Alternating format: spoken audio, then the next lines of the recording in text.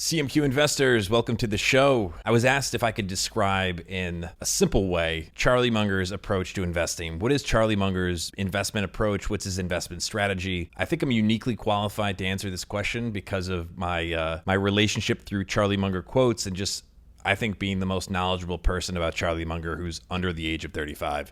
So with that amazing distinction, let's get into it. First things first, Charlie Munger is someone who looks at things or tries to look at things as they really are. He wants to see reality as it is. So the first, I guess, let's call it a pillar of his approach here requires this kind of foundational understanding. And I call this, if I had to name this like a section, it'd be opportunities. So opportunities, Charlie Munger believes, like the really great opportunities in life are rare. And it makes sense, right? I don't think there's, it's not like you wake up every day and someone says, hey, you want to make $100 million? It's just, that's not how the world works. So Charlie Munger takes that same, realistic approach and looks at the investment world and says, there's probably not that many investments in a lifetime that are truly great. And the history of Berkshire Hathaway shows this, and Charlie Munger's experience as an investor also illustrates this. He said on many occasions, it really was three things that have made up the majority of his family's worth, that being his Berkshire Hathaway stake, his stake in Costco, and the work he's done or the money he's put into Lee Lu's fund. So with that idea in mind, it's a less but better approach. So it's rooted in this idea, though, that the world is not one where you're just bathed in amazing opportunities. So the opportunities in life, the really great ones, are rare, and the same is true in the investment world. Now, with that being said, what do you do while you're waiting for these opportunities to come along? Do you just, twiddle your thumbs? Do you, get a drug habit? I don't know the answer, but I actually do. Prepare your mind. Opportunity comes to the prepared mind. That's another Charlie Munger quote. So Charlie Munger is a big believer in reading broadly, reading intensely, reading constantly, and expanding your mind. And another way you can approach doing this is by learning all the big ideas from all the big disciplines. That is the process of preparing your mind. It also means studying businesses and learning what makes a good business good, what makes a bad business bad, and why. And it's that preparation, compounded over time, which allows you to spot opportunities or to identify those truly great investment opportunities. So we have opportunities. Now, that was preparation. Next up is, we call it decisiveness, or actually, let's call it aggressiveness. So Charlie Munger is known to wait and wait and wait and wait and wait. He has as he calls it, the deferred gratification gene. But when something truly great comes along, meaning a great business that he believes is, fairly or reasonably priced, where he thinks he knows something that other people don't, he doesn't just, take a little bit. He goes all in. He goes not all in, literally all in, but he goes very aggressive. And a prime example of this, and I'll pull this up now, is what he recently did with his Alibaba purchase for the Daily Journal. I'm going to pull up the Daily Journal's 13F through whalewisdom.com, which I'm a big fan of that site. If you don't know it, you can see all the 13F filings. The Daily Journal has not purchased a single new stock position since 2013, right? So almost 10 years. And last year, Charlie Munger began loading up on Alibaba. And that is now 28% of the Daily Journal portfolio is Alibaba. He waits and waits and waits and waits. And a lot of people can't do that. But when he sees something that fits, it's in his circle of competence, he really knows something, he has a unique insight, because he's prepared his mind, he loads up. He doesn't just do, hey, I'm going to do like 2% of my portfolio is this and 1% this and 4% this. It's very, very concentrated. It's aggressive, and that aggressiveness creates a concentrated portfolio. So the Daily Journal portfolio, again, to illustrate this example, currently has 5 holdings. It's very different than how most people would go about investing or what you're told by experts. So we had looking at the world the way it is and seeing that opportunities are rare. Instead of just waiting for them to come, they don't just come to you. You have to be able to identify them. So you need to prepare your mind. You need to read broadly. You need to know the big ideas that really work. See the world through a multidisciplinary lens. When you do spot an opportunity, you're very aggressive. You're decisive and aggressive. And I'll have some quotes here I want to share with you. I did make notes for this. I don't need notes for this, but I want to enhance this with some of Charlie's actual words. And then I have one more point about his investment approach. I also want to say this. Let me get to that point actually first. The fourth part is you get out of the way. What do you mean get out of the way? Our tendency as investors, when we try to take profits or buy a little of this, dip out of that, sell this, buy that, we interrupt the compounding process. So one of the kind of like simple epiphanies. And a lot of his approach is just like these simple epiphanies. You guys know, if you are often said, oh, you should take some profits on the way up. But if you can find a great business that you can buy a lot of, that has a unique competitive advantage, doesn't have to worry about the eroding forces of competitors, you can let it keep going. And instead of taking profits, by not taking profits, you delay the capital gains tax. And if you can go without realizing the gain, so if that unrealized gain can just stay put, to compound more forcefully. And that explains that quote that I often reference from Charlie, which is, there are huge mathematical advantages to doing nothing. It's pretty powerful when you think about that. It shows you just kind of how asinine the idea that you should be buying in and out of positions is, because the real game is to try to find something that's worth holding on to for a long time. Not only is it a better lifestyle, you're not as stressed, there's mathematical advantages to it. The long-term compounding effects, when you don't realize your gain, it allows you to compound more forcefully. And that's the name of the game. CMQ stands for compound money quietly. It's very much to represent this idea of like, that's how real wealth is created. That's a big idea that really works. Now, why don't more people, if this is the way to invest, why don't more people do it? For starters, it's very hard. It requires a certain type of stomach, a psychological temperament. When you're willing to invest this way, especially just having such a concentrated portfolio, you're going to deal with more short-term volatility. And most investors can't deal with volatility that well. They tend to sell or they panic, and it's very human of us. As Charlie would say, it's the standard human condition. The standard human condition is stupidity. That's actually what he says. But so that's part of it. The second is the called the Wall Street type institutions. There's not really a business model where they profit from this approach, because it's actually an inactive strategy. So it doesn't mean it's mentally it's very active, but the actual what you're doing is, as Charlie would say, and I'm quoting him, sitting on your ass. And he says this in the past. There's a bunch of quotes I could reference here, but he says, when you do that, you're paying less to brokers, you're listening to less nonsense, and if it works, the tax system gives you an extra 1, 2, or 3 percentage points per annum. And that's what he's referring to, because if you take your profits, you have to realize those gains, you pay the long-term capital gains tax. And additionally, then you have to find something that'll work better than what you already have. And the probabilities of going from one winner to another, the odds get worse. So there's more to it, but those are the 4 big pillars that I've kind of identified here. But I want to share a few other thoughts on how Charlie invests. And then if you guys have questions, I'm on IG Live if you're watching on YouTube later when I upload this. Other things about Charlie Munger's approach to investing. Kind of a fundamental idea is just the importance of a great business. That's something you've probably heard, how he influenced Warren Buffett, and how his approach was to get away from these cigar butt companies and actually find really, really quality businesses. Not only was that, there's a few reasons for this, but Charlie was a lawyer for 13 years prior to becoming let's call it a full-time investor. And as a lawyer, he got a chance to see a lot of different types of businesses. He was also investing at the time, but something that he learned along the way is it's much more pleasurable to find a great business. There's less problems you have to deal with. It's just a better experience.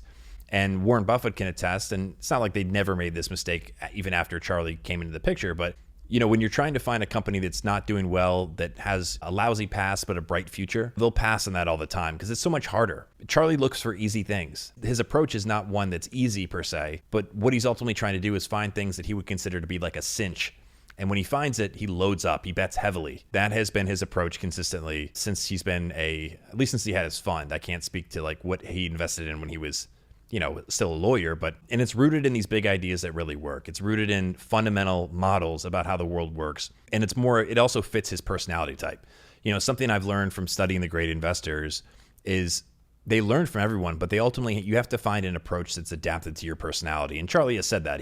He's not saying everyone should use his approach, although he will say that his approach is the best one, because that's Charlie Munger, and he's a bold person. I think it's the best approach from all the things I've studied, but consider your source. I'm a little bit biased. Long-term investing, that was hard, but this is the best way to do it. You have to really know what you're doing though, because if you're loading up on companies that you don't necessarily, if you're overconfident about your ability to assess how well those businesses will do, that could be a really bad situation for you, and you wouldn't want to just follow his strategy blindly. Okay, a few other things, just a couple of notes I have here. What else does Charlie seek in a business? What makes a great business great?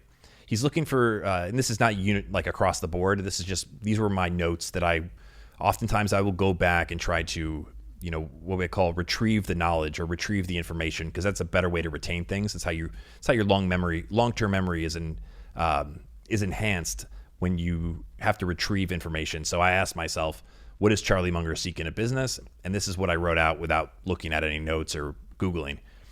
He wants something that has a large, sticky customer base. I remember from kind of an obscure, it might not have been an actual interview, but someone asked him about the Apple investment.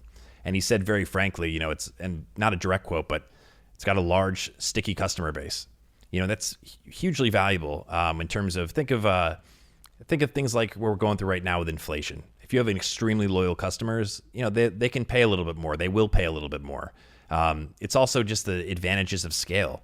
When you have a large customer base, that gives you a certain, and they're loyal, that gives you a certain, I call it padding, to get through different times or, adjust and, on and on we go. He's looking for win-win situations. So Costco is an example of a company that does, really makes their whole lifeblood is based on doing right by their customers, but also doing right by their suppliers, doing right by their employees. When you have these win-win dynamics at play, it works for a long time. It's very rare you can find an instance where a company that doesn't take that approach does poorly. He's looking for a brand that has positive associations in the minds of the consumers. That's something that Charlie and Warren really learned through the See's Candy deal when they, started seeing the intangible value or they're willing to pay for that, despite it not being as quantitative as maybe like the Benjamin Graham type of approach would look at it. Next up, making sure you have great management that has a lot of integrity, a lot of intelligence, a lot of experience, and that's very dedicated. That's critical. There's not really any scenario you can think of where lackluster management is going to, help turn a company or help a company reach its full potential. And as a shareholder, help you see its full potential. I mentioned easy. He's looking for easy decisions. He doesn't go where he does in places he doesn't know. He doesn't invest in areas that are trendy. He goes where he really thinks he has an advantage. And he said before, like, why would I want to play a game where everyone's wise and I'm stupid? I want to play a game where everyone else is stupid and I'm wise. What could be more rational than that? But that requires, an objectivity to be able to see your weaknesses and strengths in a way that it's oftentimes hard for us to do. He likes companies where they have a culture of meritocracy. The most qualified people are tasked with the responsibilities. The best idea wins, etc. And probably the most important is a durable competitive advantage. Because when you think about what creates value for us as shareholders, the opposite of that would be competition, because competition drives down margins. So if there's a business that can easily be imitated or, someone can make another version of it, that's very unattractive. And that doesn't allow you, there's no scenario where you can hold a company like that for the long term. Unless you want to have, pretty mediocre results. It's pretty big. I mean, that's a lot of stuff, but it might seem simple and it sounds simple, but it's supposed to be simple. And that's the thing. I think the greatest investors can explain their investment strategies in like a sentence or two. It doesn't require all the, as Warren Buffett would say, the Greek letters and the kind of just facade of complexity that is oftentimes seen as better, when in reality, if we look at just, again, big models that really work, the more complex something is, the more likely it is there's going to be errors. So simple is reliable, and his system is very simple, but it's not easy to do. And but I just love from the very beginning, though, about the opportunities in life are rare. The really great opportunities in life will be rare. Why would the world be any other way? Why would it be where every day someone says, "Hey, buddy, want to make $100 million?" That's not how the world works. And so when you accept that, I think that's a filter to tune out a lot of the noise, because you stop looking at every single stock or trying to, load up your portfolio with tons of different things. You see how that doesn't agree with reality. And fundamentally, that's like the most Charlie Munger thing ever, is avoiding things that don't agree with reality. To the next point about, having what I said, preparation, going back to what agrees with reality, to get what you want in life, you need to deserve what you want in life. There's always going to be a person or two or an anomaly, a statistical anomaly that just gets really lucky and, unfairly wins a lot of success. But, generally speaking, that's the way the world works. You need to deserve the things, you get what you put in. And so you need to prepare yourself. You need to do the kind of research and reading and expand your mind in a way that would allow you to even identify those opportunities. And also remember that the opportunities that you're looking for are going to be more often than not those that others don't see. And so if you're trying to do what everyone else does, that's not going to work out well. Why would it work where you can imitate someone else and get exceptional results, because that would just be, or imitate the herd rather and get exceptional results. Mimicking the herd invites reversion to the mean. That's a Charlie quote that is another very true statement. So if, let's say, everyone on Wall Street has a very narrow lens or looks at things from a very narrow perspective, by broadening your mind, by learning the big ideas from all the big disciplines, you're potentially able to see things that they miss. And that's something that Charlie Munger, I think, is a prime example of, not only that working in a lot of areas of life, but why it's so useful in investing. BYD is an example that comes to mind. He brought that deal to Warren Buffett's attention in 2008. Who was thinking about EV and electric cars in China, let alone back then, and who would actually have the would have the knowledge and the capability to see that this is something that we should really get into. And that's been an amazing investment for Berkshire.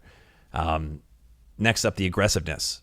You think of like, oh, just sit back and wait for opportunities as this very passive thing, but you have to remember that when that opportunity comes along, and there's not many of them, so when they come along, you have to strike. You have to really be decisive and aggressive. And, that requires a certain, you can't be timid. And one of the things that he's talked about, and Charlie, I say he, I mean Charlie and Warren have talked about, is not just errors of commission, but errors of omission, the things that they saw but they didn't act on, or they didn't act aggressively enough on. One example that comes to mind that I've heard Charlie talk about is the lack of action on Google. Through Geico, which is owned by Berkshire Hathaway, they saw how well Google ads were working. They had an amazing perspective of just how effective Google's business was and the value that it created. And despite that, they didn't load up on Google, and that they rubbed their nose in their mistakes. And they've said that was an error of omission. It's something you didn't do or didn't do it aggressively enough. So it does require this sort of like duality, where on one end you're very patient, you delay gratification, but then this other end where you're like, let's go. It's like somebody who, here's an analogy, a freestyle analogy. Somebody who, let's say they, they're really studious and they never party, right? They're just always goody two shoes. They're always, in by bedtime, up in the morning. They don't, ever have a sip of alcohol. But when they finish their whatever college thesis, I'm making this up. I didn't want to say SAT because I'm like, that'd be underage drinking. But when they finish it, they go out and they buy bottles. They're VIP at Live. They're, pouring champagne on themselves, like that kind of. You wait. But when it shows up, you have to go, and you have to be willing to go hard. But preparing your mind and being able to really know what you're doing and being very knowledgeable allows you to do that and not be as nervous about it.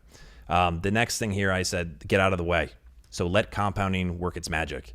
And as all the math shows us, when we get in the way, we tend to interrupt the compounding process. I've said this before, the more we move, the more we lose.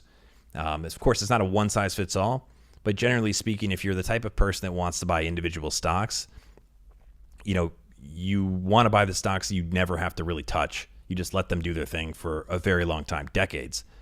Charlie Munger bought his Berkshire Hathaway shares for $16 a share, and he's just let that go. And now what's it trading for? 400 something thousand. So prime example. Anyway, on that note, that's Charlie Munger's investment strategy. Based on my extensive understanding of Charlie Munger, I just wanted to make it more understandable, easier to understand, and just showed, I think the contrast of his approach versus what you typically hear people saying is right. Even a lot of the people on YouTube I see, they'll go through how they're actually investing, and I kind of cringe because it doesn't agree with reality. It's an approach that's proven over time to not be as consistently a winner as something like what Charlie Munger does. But Charlie Munger, again, he's not like everybody. That's one of the reasons I'm such a fan of his is, he reaches his own conclusions, and it's rooted in, first and foremost, and I started off with this, but it's rooted in reality. It's about seeing the world as it is. He said before, reality is talking to anyone who will listen. So the question is, what are you doing to hear better? And then are you actually adapting and adjusting your approach based on that reality? So